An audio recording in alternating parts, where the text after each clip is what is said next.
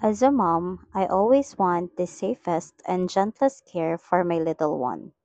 Kasi alam ko, even the smallest things like baby wipes matter so much for sensitive skin.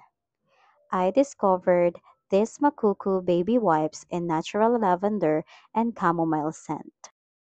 They're made with non-toxic ingredients, no alcohol, and hypoallergenic, so I feel the peace of mind every time I use them. They're extra safe, extra gentle, and perfect for Dylan's delicate skin.